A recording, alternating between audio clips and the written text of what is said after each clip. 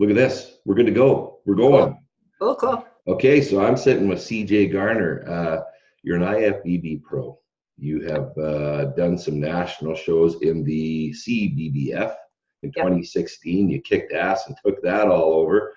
And now you're doing some Super League live events. And you went in there and slayed that on March 25th, I believe it was.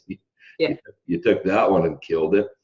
So we got to get into the world of Cee Jay Garner and know what the heck it is that drives this girl. You're also a gym owner, a restaurant owner. Correct. And you're busy, eh?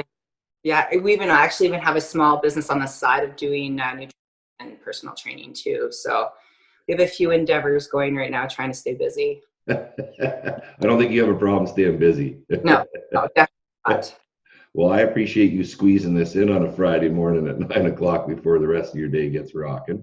Oh yeah, I appreciate actually you getting me in this early, so that's always good. Yeah, so I want to dive into your bio a little bit, Cee Jay, and I want you to walk us through, where you grew up, what it was like life as a kid, what drove you to get into this kind of a aspect in your world, and just get us going here. Yeah, for sure. So I guess basically everything started way back when I was young. My parents split up when I was 2. And it was me and my sister, and my dad actually ended up getting custody of us. So yeah, I was raised by my dad, kind of got more into like the tomboy aspect of life. Working on cars was kind of his thing. So I really got involved in cars being young. Always kind of trying to lift heavy things. He always thought that was kind of cool. So I liked working out and helping out. I lived with my grandparents. My dad actually was pretty sick growing up. He cut his femoral artery prior to me being born. Wow. Yeah, and he had a complete bleed out. He was a butcher and he was cutting a slab of meat and slipped, cut his femoral artery, almost bled out. So that was like, yeah. So I lived with my grandparents and him growing up till about grade 6. Still helping out on the farm and going out lifting hay bales, cleaning the barns and stuff. That life. He worked on cars our whole life. So I remember, I think I was like, the very first time I ever had to get stitches was 8. I'm sanding. We had a 1971 Duster two-door. Nice. I was 8 years old, sanding the door, sitting cross-legged in my shorts, kind of sanding down the door, and dropped the sander on my leg and cut it wide open. Kind of a aspect of working on cars. And then from there, I actually worked at a body shop for about 2 years, prepping, painting, that kind of stuff. And then also with obviously my dad cutting his femoral artery and he needed a kidney transplant. He ended up losing both kidneys. Oh, wow. So I spent a lot of time in the hospitals with him because he was like my best friend. And I ended up becoming a nurse too. So prior to us opening these businesses, I went into nursing school and got my registered nurse. Yeah. That got kind of cool too. So I worked in public health. I did long-term care. I did emergency nursing. And then I actually got a position at the Lethbridge Correctional Center here. Yeah. So it's our jail. And so I actually got to work with inmates and dealing with them and taking care of them too. So only a tough nut farm girl like yourself, tomboy, would take that on, I tell you. Oh yeah, it was totally different because you're used to working with like people that you want to take care of them. You're doing like proper bedside manner, and I find like even though the jail population, they still need somebody there. They do try to manipulate you a lot. Yeah. So just being tough on that aspect to make sure you're not getting manipulated because it's a vulnerable environment. Yeah. So, yeah, I did that for 3 years. And then during that time, I actually met my husband now. And we met at the gym, actually. That's where we met. Figure that, eh? I see that. Yeah. I see that big beast of a man. We're going to talk about that later. We got to get him into Super League. He's a big man. I know. I think you'd do really well too. So that's kind of what got me into training a little bit more. I've always kind of trained, but he's like, hey, like, I think you have the potential to compete. I'm like, I don't know. I thought about competing, and then he actually pushed me into it. So I did my first show. I think that was, what is that? Like, I think 2013. I did my very first show and won it. And then went on to do a couple more shows that year. I think the one the one I did 5th place, and then I did one right after that, and one into physique. And then from there, I think I competed almost every single year, 2 to 3 shows a year, doing rather well. And then I think I took 1 year off, went back, and I hired Matt Porter for my coach. He's actually out of Vegas. And that was 2016, what you were talking about, when I finally got my pro card. So, yeah. Wow. So this is, I'm listening. It's been a hell of a journey for you already, but I think it leads me into my next question. And well, I'm not going to assume, but you've had a lot of drive, or reasons to have drive and have an initiative and take control of your own life and be there for yourself. Like you said, your dad was like your best friend, which is pretty damn cool. And, yeah. You know, you stood beside him and get him to where he needs to be.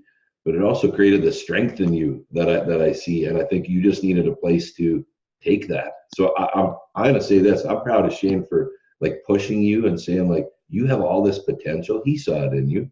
And yeah. you know, you can take it and make something so stellar with it. That is so cool. That is so cool.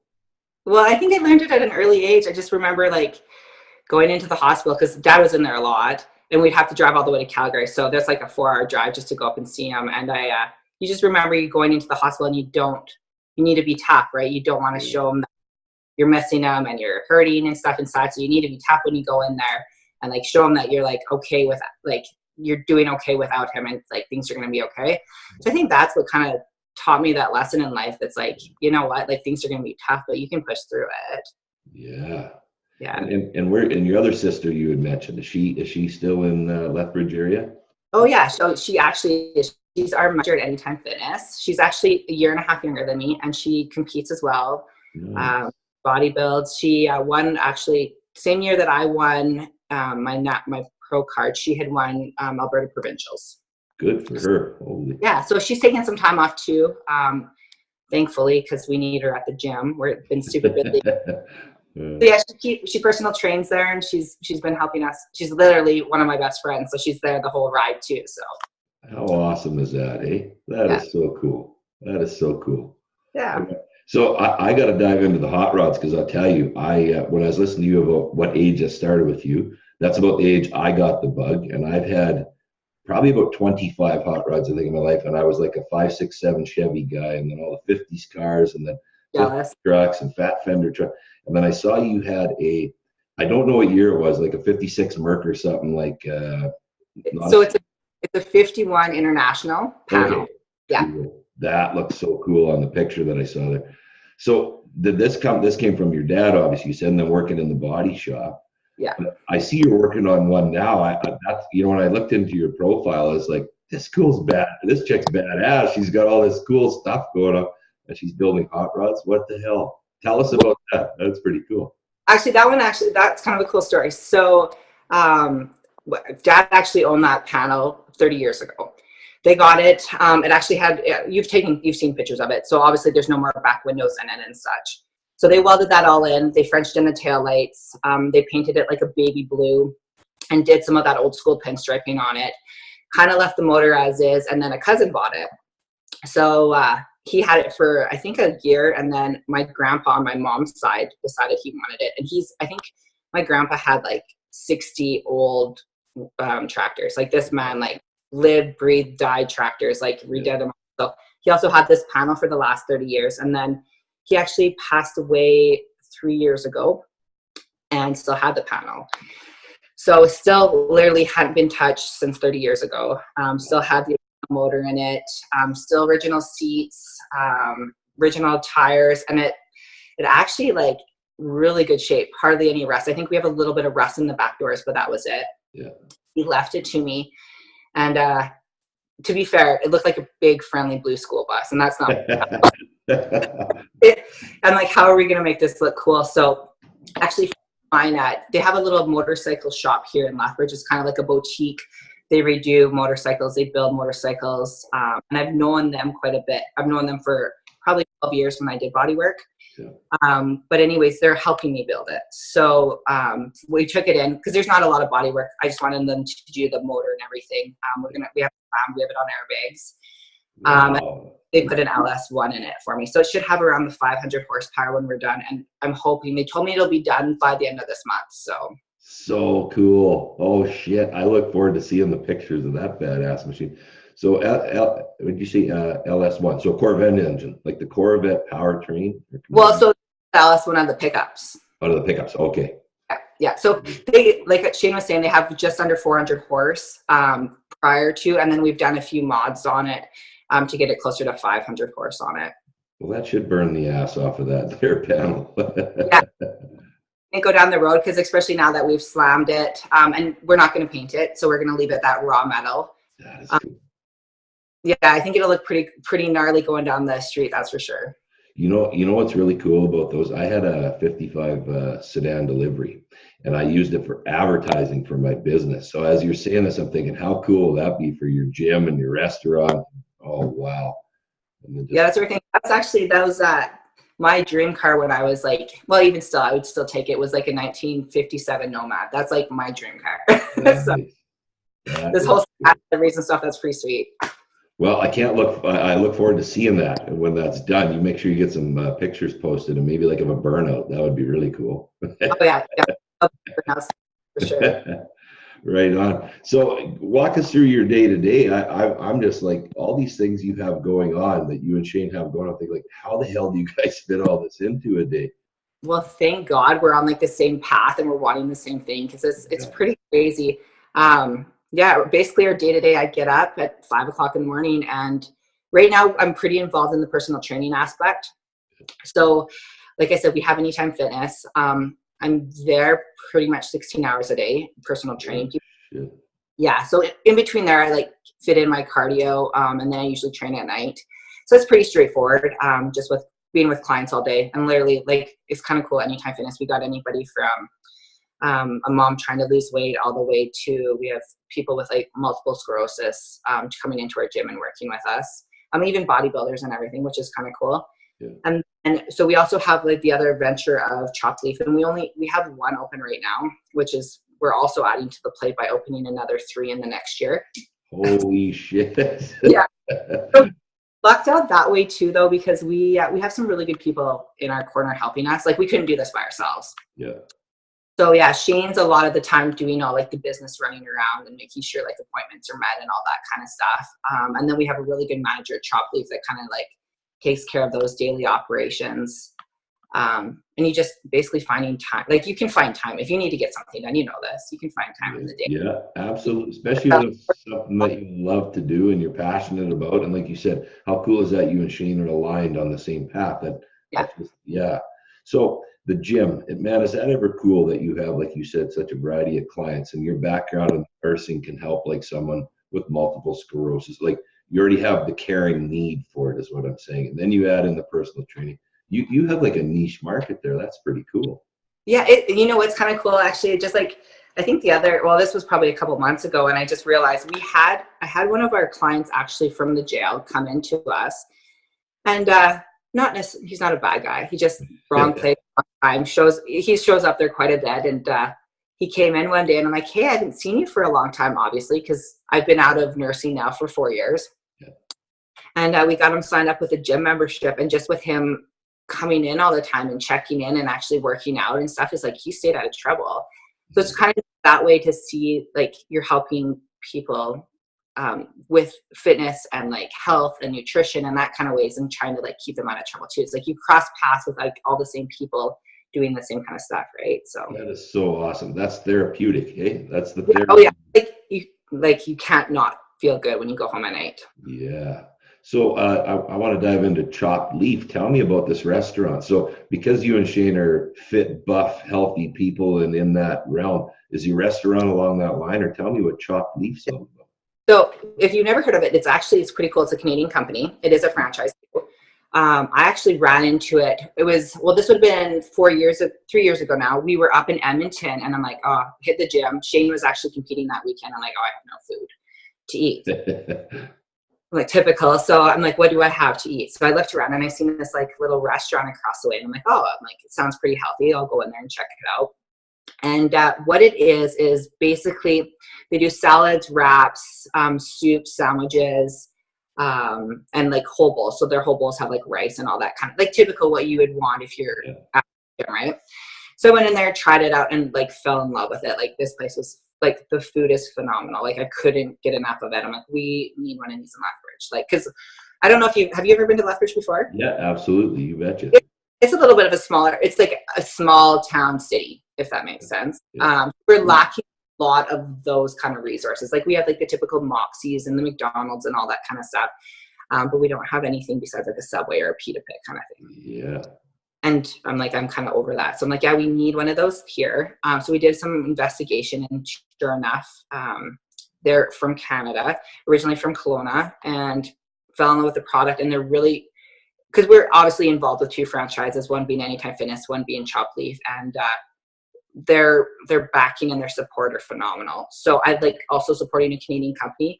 And yeah, I fell in love with the food. So like I said, what we do is like, you can customize any kind of food, like from salads, wraps. And then we have like the rice, the quinoa, and like multiple different protein sources. And I think they're up to, I think they just opened the 64th location the other day. Wow. Canada. So they're spreading pretty quick. I think we're looking at one of our locations here should be when we're heading more towards like, I think we're going to do a Swift Current. We got High River coming up here. We're doing another South Lethbridge location. So yeah, it's a good, if you ever get the chance, you need to try it. You'll fall in love. Like their Bangkok is like outstanding. I'm all over it, girl. We're gonna have to try this. So Edmonton's only a couple hours from me, so I think I'm gonna have to go to the Chop Leaf. It's funny you say that, because as soon as you said Canadian company and then out of Kelowna, I was pretending like I never heard about it before, because I didn't think I did. But now that you say that, someone had mentioned this to me not long ago about like, you ever get the opportunity, you got to try this out. That just tweaked my mind. So it's funny I never clued in when I saw that's what you and Shane had was the Chop Leaf. But man, that's cool, and it fits right in line with what you guys are promoting and what you're doing, and you know, health and fitness, and just a great fit. Good for you guys. Well, exactly, because like you'd have so many people leave the gym and they're like, where do we go eat? What do I go do? I'm in a hurry too. It's like, I don't have time to go home and cook. And it's like, where do you go eat, right? It's like nobody wants to go sit in a restaurant and like order food because everybody's in a hurry. And then when we ran into that, it was like bam, like this is like ideal for our population too, right? And it's also like, we believe in it so much, it's easy to promote too. Yeah, that's cool. I want to shift gears a little bit here and ask a little bit more about what makes Cee Jay tick on the daily. And I asked this question because I'm curious about people. You got to, don't mind me, but I'm so, sometimes I get disgruntled how damn animals don't even treat each other the way we treat each other sometimes. I'm going to say that. And we're the most self-destructive race. And I'm curious about what makes people tick, or how we can grow together and have the willingness to do that, so we learn. So I like to ask this question, Cee Jay. If you had the world's attention right now on the screen, what would you like to tell them, or what would your message be? I think people lack the discipline of even reflection. I think when I see things happen all the time and people get upset and people treat people like crap, I don't think they reflect on how that makes them feel. You know, and I think they ignore the fact that actually makes you feel like a lot worse of a person than it should. I think if people took time to actually reflect, think before they did anything, and just step back and see what they're doing in their life, I think we'd have a lot better world.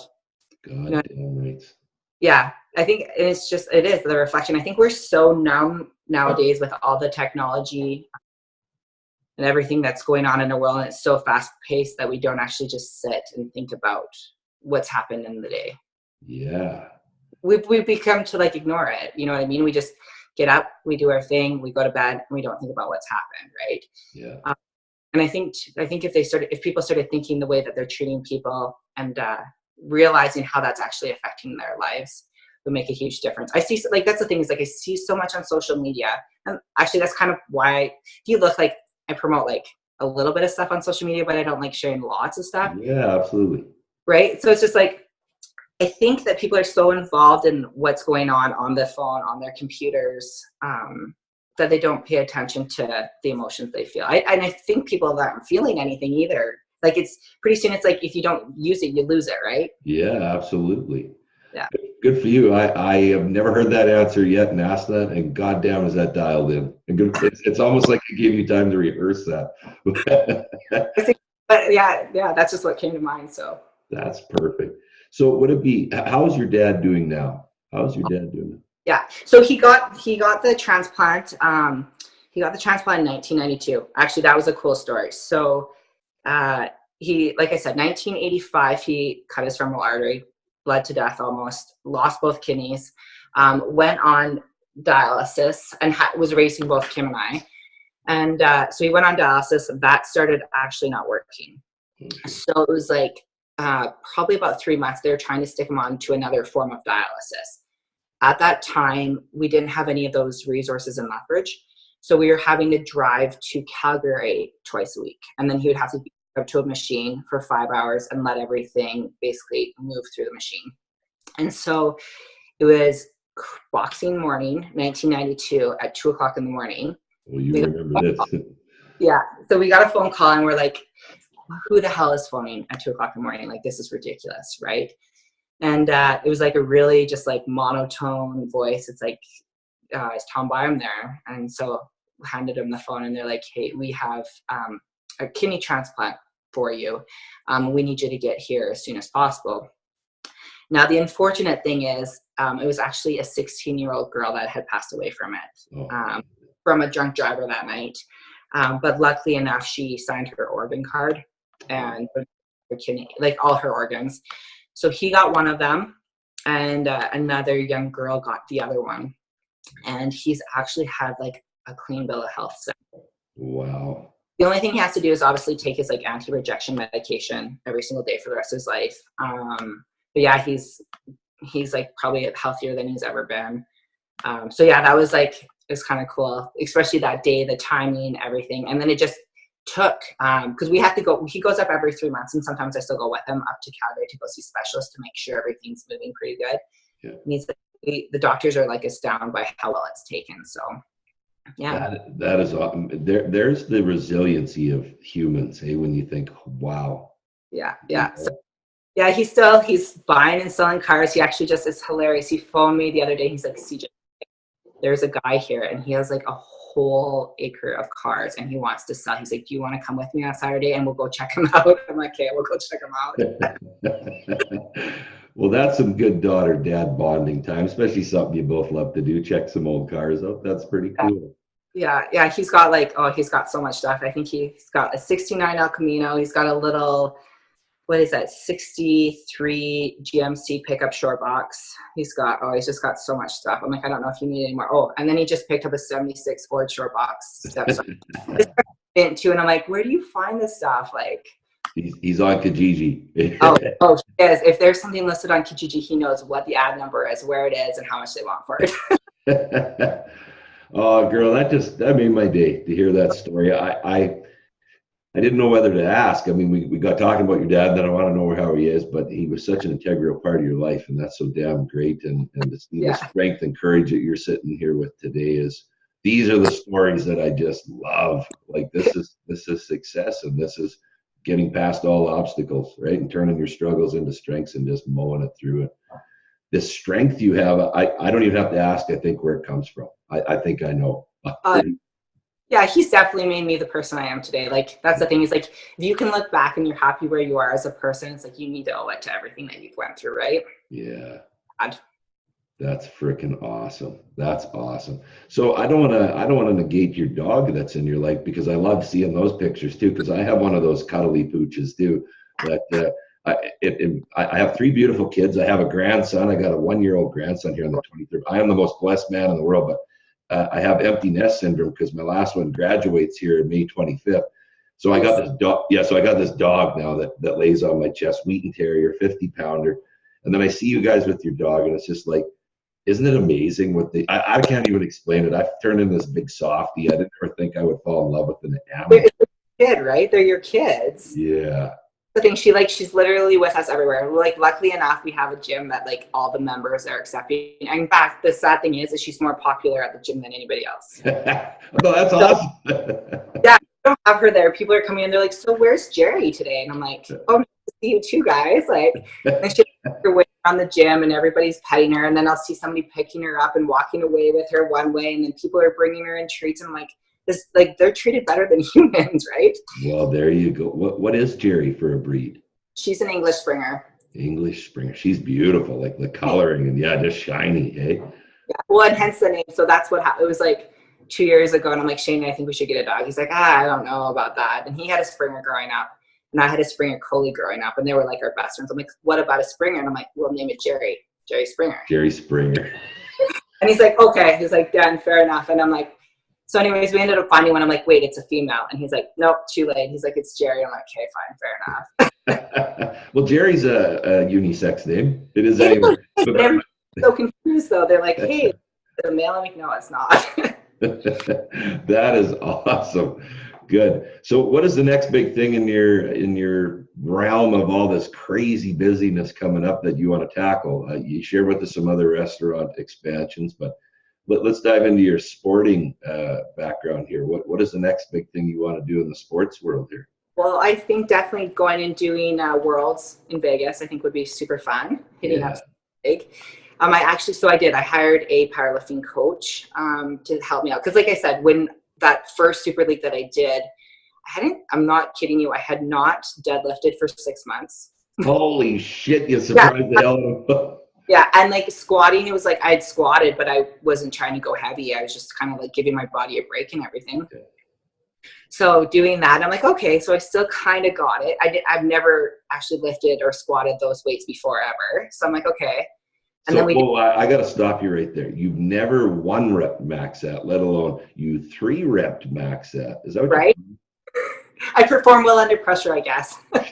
And Shane's probably yelling at you. That's what he said. He's like, obviously you should be doing this here, Cee Jay. I'm like, well, to me, I still want to see those numbers go up though. So I'm not quite impressed with it yet. I want to continue to grow.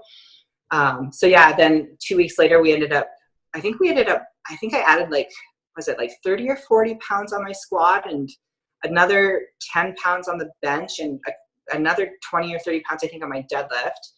And then from there, I decided, I'm like, okay, I need to actually know how to do this stuff because I have no idea. Like, I've never powerlifted in my life, ever. It's always been bodybuilding, right? So yeah, I hired a coach, and it's at that Kabuki strength, and have him help me out. So yeah, I just finished up week 5 of that, and hopefully I can actually do decent enough in Vegas to hold my own. Well, I think you're going to have no problem doing that and repping Canada strong, and I look forward to seeing you guys there slaying it. This is going to be great. Yeah, I'm looking forward to it. It'll be a nice little getaway, especially in Vegas. Who can complain if it's in Vegas, right? Absolutely. So in the bodybuilding world, are you doing any more shows there, or are you kind of like got your career path now and busy? Well, the thing with bodybuilding, it takes so much time. Yeah. So I would like to do one more show at least just to see how I fare in a pro show because I haven't done a pro show yet. Okay. So down the road, maybe next year, the year after, I'd like to hit one pro show at least. Right now, absolutely not. It's just powerlifting is one thing. It's like I can get in, do my workouts, make sure my meals are somewhat close. If I miss cardio one day, it's not a big thing. But when I'm all into something, I'm all in.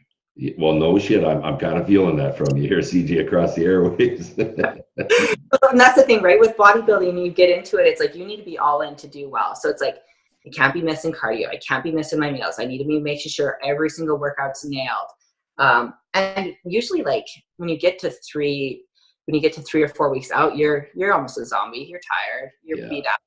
And you're useless. Like, luckily I have Shane and he understands that because he's competed before. So he can pull a little bit more of my weight, but I don't think that's fair for trying to open up a couple more top leaves. So I think probably in like 2 years from now, I'd like to hit the stage one more time, but I'm enjoying this powerlifting thing right now and seeing how that, my body seems to be holding up somewhat. So. Well, you're pretty young. What age are you guys at? 33. No, you're not. Yeah. Oh shit! I thought you guys were in your 20s still. Yeah, no. 20-year-old in love punks. You're just lighting the world up, being entrepreneurs. So, well, good for you. You're doing something. Yeah. Keep doing it. Hey, that's a good thing. If I'm looking that young, that's good. Yeah. Well, hey, this is great. I look forward to seeing you get in there and rock the Power Series again. How about the Combine Series? Have you had a look at that? Are you into the? You know what? I shouldn't say this. I'm like, I've never trained like that. So you never know. I should try it out and just see how it goes. It's just, yeah, it's like, do I focus on one or do I do all of them, or what's kind of, I don't know. I'm just kind of on the fence with that. Yeah, no, and understandable. I totally get that. And this gets addicting for people, like it's like, holy Christ, it's all over the place and they don't know where to go, but it's fun, right? I think the beauty of this is it's virtual. You can do it from Lethbridge Gym. You can get a community started there of other people doing it, having fun. Yeah. I've seen so many transformations in people, CJ, doing this, like, especially, I'm going to say, especially women. We had some girls at the Lloydminster here that did it. I did some videos. You probably saw it. Yeah. And these girls didn't even know they were setting like max weights, but with 3 reps, like you never did those weights, and you're doing it. And they're like, they don't even know where it comes from. It's just amazing to see these transformations, and you just smile and they want to go at it again. And I don't know. It's pretty cool. Yeah, I think it's great because that's the thing. It's like you can literally do it from the comfort of your own home, your home gym, and have people around you to support you, and then go from there, right? Because if you're comfortable, I find you can like perform way better too, right? So it's better than performing at your own gym, and it's a good community too. That's what I've noticed. Like I find Super League and especially the athletes are so supportive of each other. Like even being like online, it's like I've had so many people message me from other events that are so supportive and like wanting to see you do well and like offering you advice or anything you need. And you're like, oh, this is awesome, which is like phenomenal. Yeah, and that's you're right. And I dig that too. I don't know if that ever happened in the bodybuilding thing. I'm not into that, but that's one thing I see in this culture, and it's just this culture gaining momentum. I'm going to tell you this though, CJ. We have more of it in Canada than they do anywhere else, and everybody says that. Like even the U.S. competitors say, like, I love what you guys have in Canada, like because they see what we all do, and that kind of thing with the support of each other and just lighting it up. And I think that speaks volumes for us here, right? True North, strong and free. Let's just light it up and go to world war, eh? 100%. This is good. Well, hey, I appreciate you taking the time out of your busy day, and we have learned a lot about you today, and this is great. Now I know what drives and fuels you to just keep rocking and rolling here. I appreciate it. Yeah, well, let's keep lighting it up. Let's get you into the next one. Here's a challenge for you. I haven't met you and Shane personally, but you got to get Shane to do this because I just joined him on Instagram. So I was like, this guy's a freaking beast. He needs to be doing this. Yeah, he's a big guy for sure. That's for sure. So get him in there. Get him doing Power Series, and then you two can talk smack to one another. Hey? Yeah, right. Thank you so much, CJ. It was nice meeting you on the airwaves. We'll see you soon. Well, we'll see you in Vegas for sure because you're going all the way. You're going to make it. Sounds good. And if we're ever in Lethbridge, we're coming to the Chop Leaf. We'll make sure we message you and have a meal. That'd be great. Yeah, and come work out at our gym too. Absolutely. Well, good luck with everything, you guys, and we'll talk to you real soon. Yeah, thanks a lot. Thanks, CJ. Take care. Bye.